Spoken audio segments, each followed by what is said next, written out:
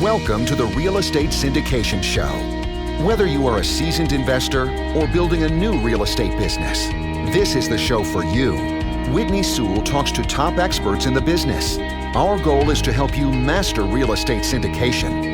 And now your host, Whitney Sewell. This is your daily real estate syndication show. I'm your host, Whitney Sewell. Today, our guest, and I'm happy to have him back, is Kay Kay Singh. Thanks for being on the show again, Kay Kay. Thank you very much. It's my pleasure, Whitney.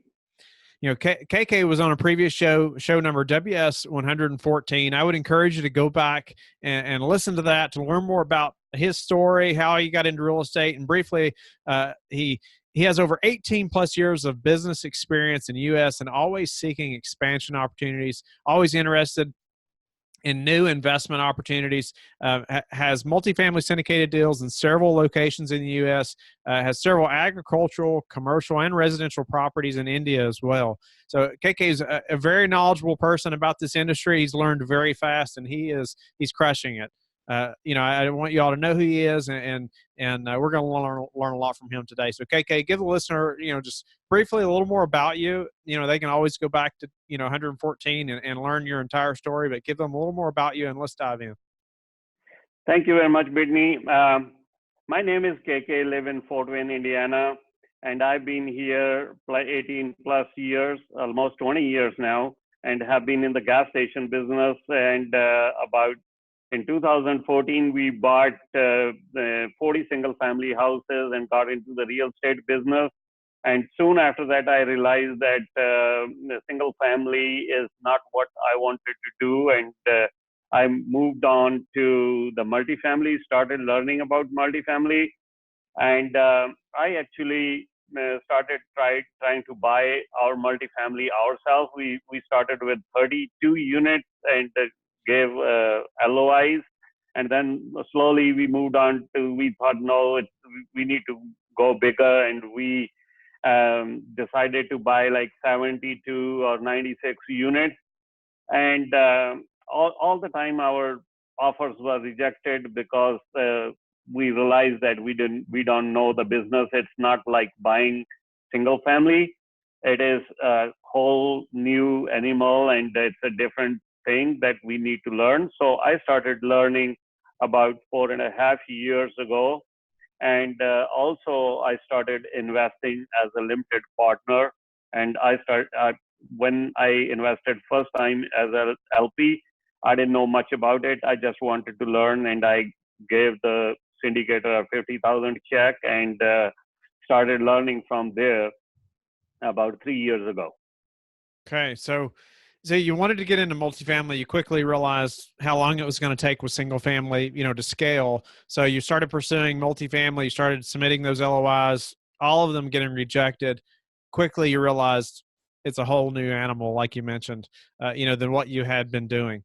And so, I guess let's walk through that approach a little bit, because I've had numerous people invest with me who are, they're looking to be a syndicator. They're looking to get into deals, eventually and be a deal sponsor, just like yourself. But they've invested just to learn the industry and learn the business better, just like you did. But let's help that listener now, or that maybe potential investor who wants to be a syndicator or deal sponsor, go through those thought processes that you were having then, as far as, well, should I be a passive investor so I can learn the business, or should I just keep putting in my LOIs? So I guess take us back to when you were there a few years ago, and how you decided to really to be a passive to learn to do this business. Actually, when I was in the gas station business, and I have a lot of cash flow because of my I have 8 gas stations and a laundromat, and my main purpose was, how can I reduce my taxes? That was the main purpose. And we bought these 40 single family houses and ended up paying a little more, even more taxes. And I realized, and I signed up on Bigger Pockets, start learning about the multifamily and the syndication process. That's when I learned about what syndication is. So I started following some syndicators on Bigger Pockets, and went to their website, kept learning, read some books about syndication, and finally I decided to take some courses. So when I started, I was not interested in becoming a syndicator, but I thought I'm going to keep investing passively. But as I started learning, I realized that it was my passion. So I decided to go active instead of passive. So, but I started taking courses. I took like four courses, read a lot of syndication books, read a lot of other books, and also I got into some motivational stuff since I attended Rod Cleve's camp 2 years ago, and it was so motivational. I started learning about motivations and setting up my goals. I had been setting up my goals, but most of my goals I couldn't meet because I was not doing the right way. So I started learning about setting goals, how to set goals, and how to track my goals, and how to be very specific on the goals. So I started learning all that motivational stuff, and kept moving on, onwards and upwards, which is our motto of our company. So I kept learning and kept doing some stuff every day, and finally I invested in 7 deals passively so far, and in 2 deals I'm a general partner. So I kept moving on and upwards and onwards, and that's how I got here. Awesome. So you're very experienced as a passive investor. You've invested on 7 deals. Let's help the passive investor, from your experience, to know, who to partner with, and what we should be looking for. Maybe some, we help them get started of just a few things that they should help narrow down, right? Narrow down the deals, the opportunities, to quickly say, okay, here's some sponsors that I want to start hearing from, their opportunities. How do we know who those people should be? Okay, how I started following them on Bigger Pocket, and I made, look at this here. I have been writing all, taking notes, making links in my Evernote. I'm very passionate about Evernote. I use Evernote a lot. So I made a list of the sponsors who I found on the internet. First, I started with the Bigger Pocket. I made a whole list, and then I started following them on Bigger Pockets. And then from there, I went to their website, did some research, did their track record, how many deals they have done. I went to their website and then started calling them, and then interviewing them. And I made a list of all these questions, 42 questions to ask them. And as I kept learning, the list started keeping bigger, making bigger, and then I made my criteria. I wrote down my criteria of investment. That was passively. How do I pick up my sponsor? How do I pick up the deals? And so I wrote down the criteria, and finally I picked up one sponsor to start with, the closest one in Indianapolis, which was Ivan Barrett, and invested with him in the deal, and kept learning. And then I got access to the reports. Every 3 months they send the reports. I go to the portal and I can download the reports and read those reports, what's going on the property. And also I could see the money flowing in. That's how I figured out. And I did research on several other sponsors too, and I'm invested with 5 different sponsors. What about that criteria? Could you help us with that criteria, or somebody that is just getting started? They don't really understand how to even come up with the criteria they should have. KK. So help them build their criteria for that that deal sponsor, the criteria like you had. Okay, first of all, in my criteria, number one is the strong growth market. I want to look at the population of the market. I want to see the job growth of the market. So when I received these offering memorandums, I signed up with several syndicators, as I told you that I talked to several of them, and I started receiving, I got on their email list and started receiving the OMs. And then I go online, since I had taken all these classes in this coaching programs from Rod Cleve, Neil Bava, and some others. So I know how to research the market. So I did my own research, and then from the job market, then I looked at the underwriting, if it's conservative underwriting or it's liberal underwriting. So I do my own research, and then I look at my minimum IRR. I want my money to double in 5 to 6 years, and I always invest where the investors have a skin in the game. That's one of my criteria. And then I want to look at the cash on cash return, the return, annualized return, and the IRR. And I like to exit within 5 to 7 years. And this criteria may differ from person to person depending on their goals and their financial ability to invest. But this is what my criteria I wrote down. And I am also going to be at some point investing in other asset classes like the mobile parks and the storage units, but I'm now focusing on the multifamily at this time still. I think one key thing though about you, KK, we've talked at numerous events and stuff now, and it's been great to get to know you and just your growth in this business as well, and see that happen. But one key thing about you is that like you have educated yourself. I mean, you have really spent the time, you've spent the money, and you've met the people in the business, and you have educated yourself. And so, even if you never became, a general partner or a deal sponsor, like you're much more educated, you're much more savvy about investing in these type of opportunities because of the work you've done, beforehand. And so even talking about, a strong growth market and knowing where to find that information and what that should look like especially to the underwriting and numerous other things you mentioned. Most investors or most people, they're busy with their other business or their day job, whatever that may be.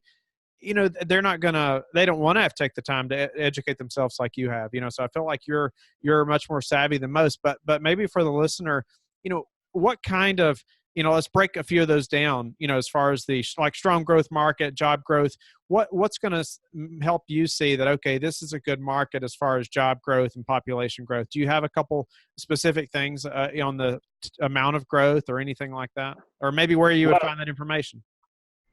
Hey there, Brandon Hall here, CEO of the Real Estate CPA. If you're like many active syndicators, you're probably getting taxed hard on the earnings you make as a general partner, specifically related to acquisition fees and asset management fees. You see, these earnings are subject to self-employment taxes, resulting in a 15.3% tax on top of the marginal taxes that you already pay. That's a lot of tax. There's no need to pay more tax than necessary, so join us at one of our free virtual workshops to learn how to structure your syndication business in order to minimize your exposure to self-employment taxes. This offer is only available to listeners of the Real Estate Syndication Show. Seats are limited. Sign up today by visiting www.therealestateCPA.com/syndication.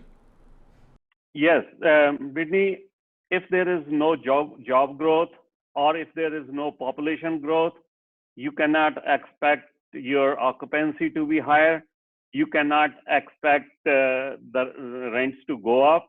You always, if the population is going down, and there are going to be, it's a demand and supply thing. So if the population is going down, definitely the vacancy is going to be higher. And if people don't have money, if the people are losing jobs as they did in 2007-8, then what they do is normally they consolidate themselves. If son is living separate, then they'll move with their parents, so that they can make both ends meet. So I think these are the basic points. Population and the job growth are the two keys that everybody should be looking, even they invest as a limited partner or a general partner, or even if they buy a property for themselves. I think you can even do a Google search, right? I mean, you can search the city and put population growth, or population, and and you're probably going to immediately find some quick information too. So if that's a place initially maybe you should be looking at or not, at a high level. But what about underwriting, KK? Like not many passive investors understand underwriting, to really depth degree or deep degree. They struggle with underwriting. So, how did you come to a good understanding of knowing what you're looking at when syndicators send you the underwriting? How did you learn that? And then maybe give us some basic things so we know what to look for as a passive investor getting started. First of all, I collected several of the underwriting tools, calculators from different sources. I've got about 10 of them. But I try to see which one is the simpler to use and shows the maximum data. And I'm a number person. Even in the gas station business, laundromat business, I always look at the numbers. So when I'm looking at the underwriting, I can see certain things which I always see in the underwritings of the syndicators when I receive their OMs. I can see whether it's conservative or not, and whether they have done the sensitivity analysis or not. A lot of people don't do the sensitivity analysis, and they'll say, okay, the market growth is 3%, and they put it for 5 years or 7 years that the market is going to go up every year. They're going to grow. And I do my management, property management for my 40 single family houses myself. I know this is not fact that they're going to always go 3% up. Sometimes you'll have to go even. So if the house or the apartment is renting 700, maybe in the next tenant is renting at 700 again. So, and also a slight change in the cap rate at the end exit can change the whole thing. It could make a bad deal into a good deal. And also I focus on we talked about sponsors a little bit. A good sponsor can make a bad deal into a good deal. A bad sponsor can make a bad sponsor can make a good deal into a bad deal. Quickly. Yeah. And especially new syndicators who are trying to syndicate deals with other people's money, and a lot of times they don't invest their own, and especially they come from these courses and they want to do a syndication because they are told to do it in 90 days or 180 days, and they try to find a deal which is a lot expensive. They don't know how to underwrite it, and then they'll make the numbers look good, and they don't understand that when the investors invest with them for once, if they don't perform on the pro forma, they're going to lose all those investors and never get them back again. So don't do the deals. I would suggest to your listeners, don't do the deals just to do a syndication or just to do a deal, or just look at your benefit of doing a deal. You're going to get acquisition fee, you're going to get asset management fee, but make sure treat your investors' money as your money, even more, because it's other people's money. That's right. So KK, on the underwriting specifically, though, as when you're investing passively, is there something that's going to help you, without a great understanding of underwriting, it maybe as a new passive investor, what's maybe a couple of things that's going to help me to see that they're being conservative, just on a basic level? One thing is what we talked about just a moment ago is the rent.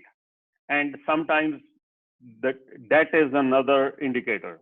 So what kind of debt you have, even if they have a bridge loan and that bridge loan is not capped, the interest rate is not capped on the bridge loan, it could end up in a disaster. Yeah. So the way it's financed is crucial, right? I mean, that's financing is crucial to look at in the returns.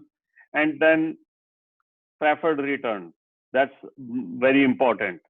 And then the break-even point. What is the break-even point to look at if the occupancy, let's say there is a dip in the real estate and the occupancy goes down, if they go underwater, they're not going to survive too long. And if they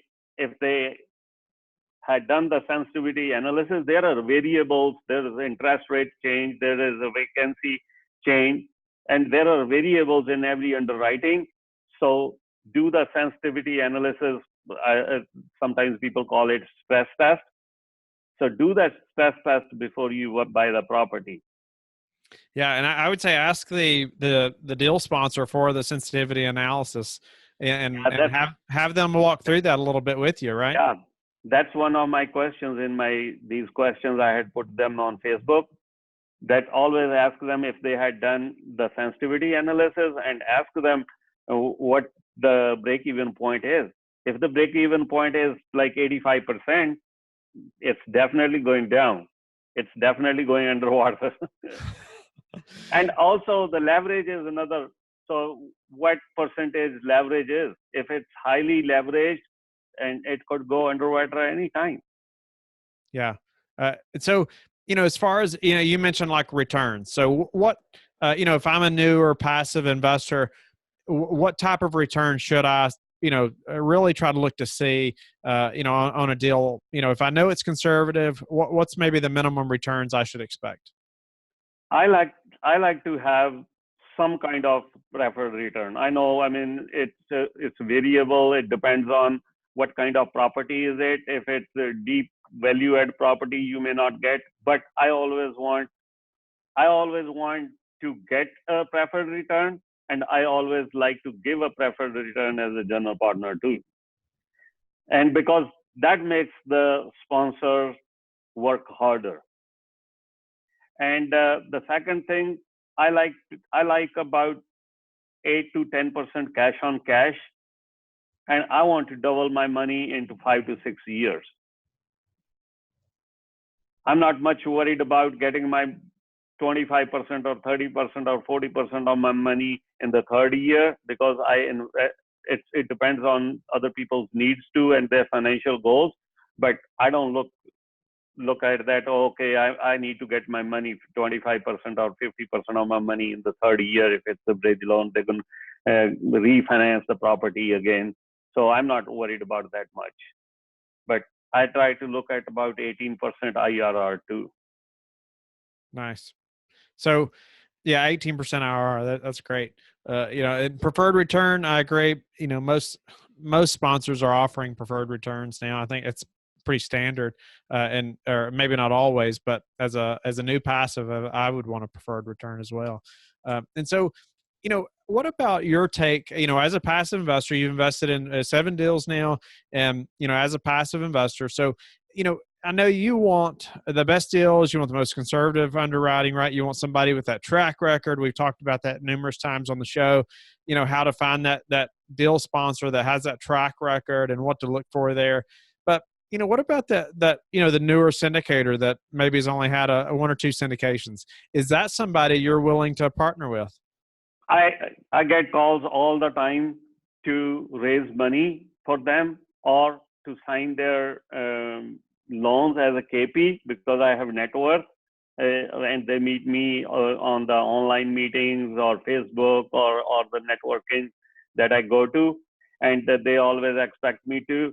But I'm not saying nobody should start new, but my criteria is partnering with some track record person, so that you have a good reputation when you're aligned with somebody who has a track record. So if somebody is just starting and he wants me to invest in his deal, I may not sign his loan. Even if he gives me whatever share of the GP pie, I would not risk my net worth for somebody new. I think the best thing is to partner with some experienced people and bring something to the table, either the capital or your little bit experience. you have in whatever finance field or management field, or whatever you can bring to the table. And Yes. there are a lot of sponsors who are looking for partners. And this is a team. Syndication is a teamwork.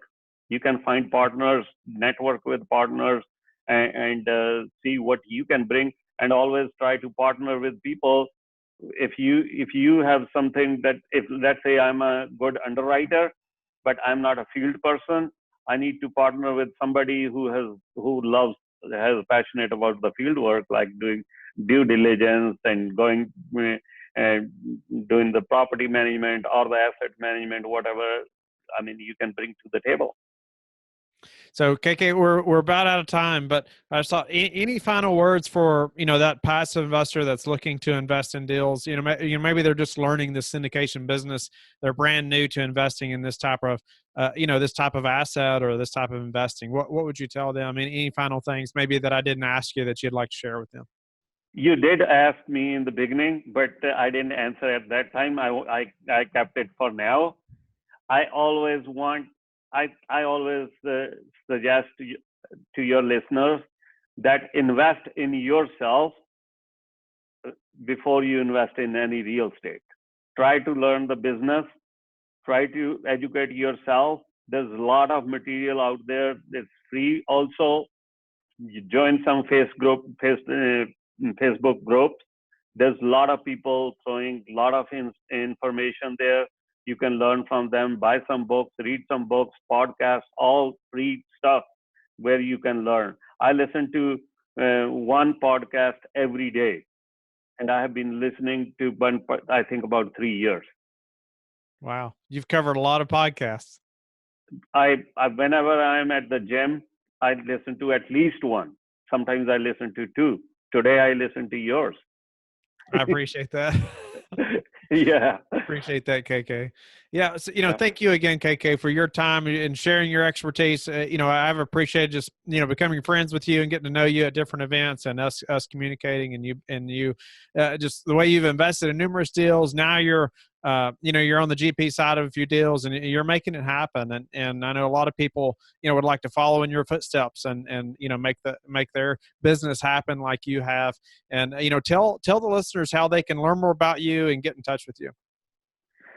Well, they can go to our website, growrichcapital.com, and sign up for our newsletter. And they can, I got my phone number there.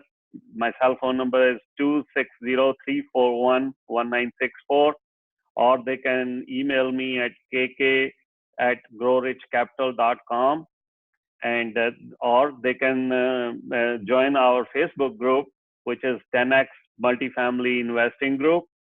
And there's a lot of activity, a lot of incredible people over there, and they're ready to educate you and give you all kind of information. And there's a lot of information. In 1 month, we have over 800 members, and also we have more than 5.5 thousand posts and impressions on that page. Wow. You're crushing it, KK. Thanks for sharing that. I hope the listeners will connect with you. Not just everybody puts their phone number out and their email like that. I appreciate that. Yeah, I receive calls all the time, Whitney. And I think we forgot one thing to talk about. Okay. That is how do I give back? That's right. Oh, that's right. Yes, we weren't asking that. And I was thinking we probably talked about that before, but we haven't. So how do you give back, KK?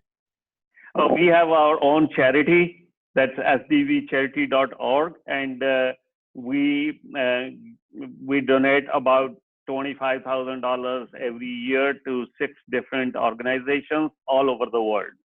Wow. And we have adopted 15 kids for the last 10 years that we pay them for the shelter and education and food. And you built this nonprofit, right? I mean, you did all this yourself. I did everything myself, and no public donations accepted. It's just our money. Yeah, and my end partners, and I thank my partners to making that a charity a success.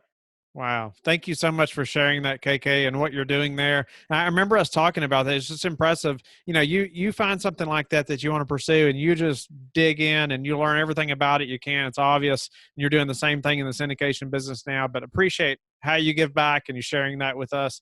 I know so many people, have been affected by your generosity through that, and we appreciate that. And I hope the listeners will also go to LifeBridge Capital and connect with me, and go to the Facebook group, the Real Estate Syndication Show. And we hope to see you there, and we hope to talk to you again tomorrow.